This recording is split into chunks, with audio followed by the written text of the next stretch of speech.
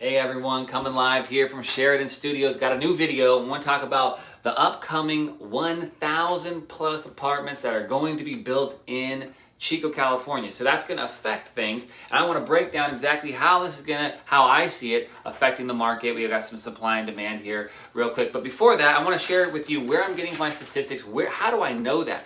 So in the City of Chico website, they have a City of Chico development activity, and it shows you basically all the single-family homes that are approved to be built, all the multifamilies, all the commercial that are in some stage of development. And so right now, this is the newest one. I just got it off the website. There's 1,287 approved single-family homes to be built. And there is 1,487 approved multifamily rentals that are approved. They're in some stage of development. Now, some may be really far off and maybe they're 5 years away. And others may be right close to opening. But these are just approved to be built in the city. Now, this is the most development I've ever personally seen on this. And this is probably because in the wake of the Camp Fire in 2018 at the end of the year, thousands of homes were lost. And, rightfully so, every developer is buying up land. All the skilled tradesmen are extremely busy. Everyone is getting to work building more houses, whether it's multifamily or single-family homes.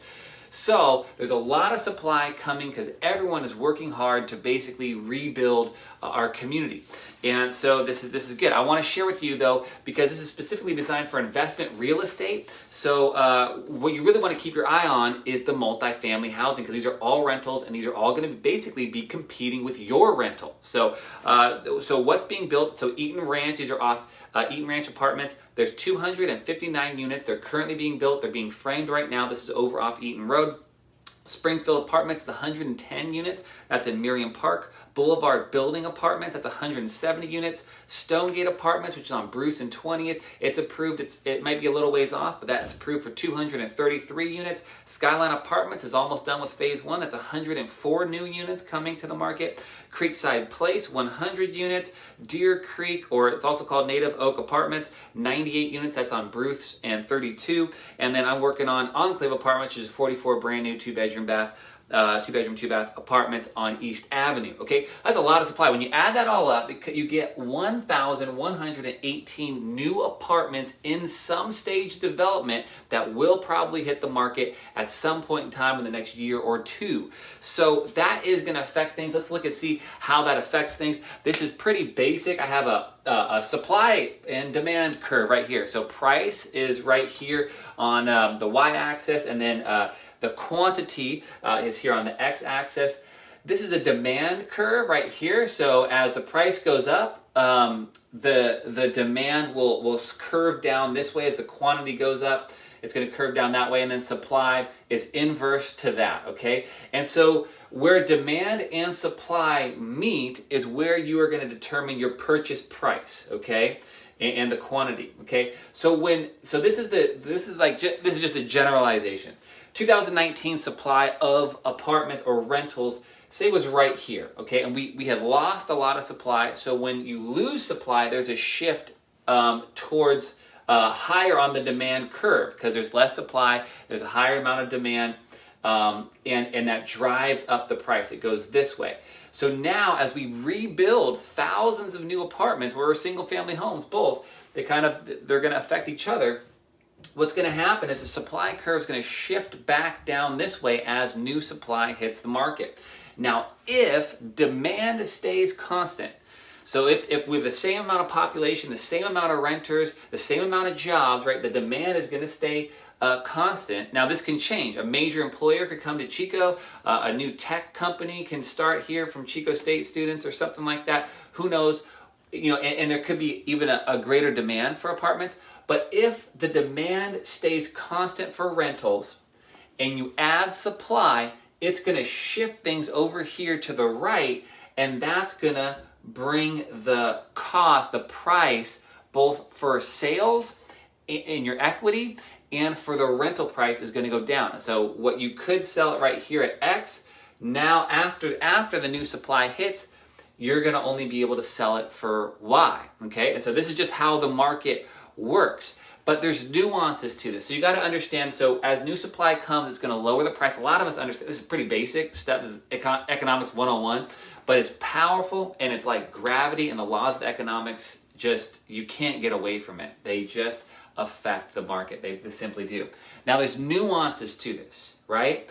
It's not super basic. There's a lot of nuances to this. Now, all this new supply, what is it? It's high-end luxury apartments. So I'm working on one of these communities right now. We're going to be managing it. I'm doing the leasing on that.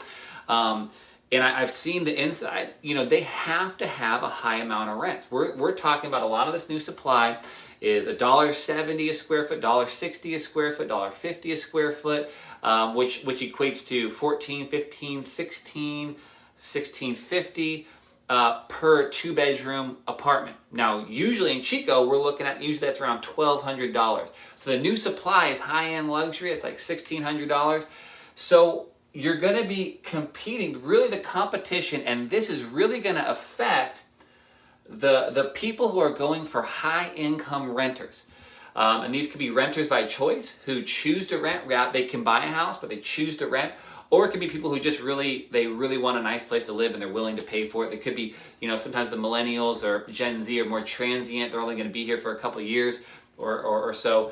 And so they want to rent a nice place. So this is really going to affect high-end rentals because that's the market that they're going. If you have a C-class, fourplex with $1,000 a month for a two-bedroom apartment, this really isn't going to affect you too much. This actually may allow you to increase your rents a little bit. You may actually look better when all these new two bedrooms are $1,600 and you're at $1,000. So that sometimes that can have an effect with a lot of A class comes on and you're like next door to the A class with a C class. Sometimes your rents can go up because of that. So it has an inverse effect. But if you own high luxury, kind of nicer, $1,400, $1,500, $1,600 for a two bedroom, this is going to affect you.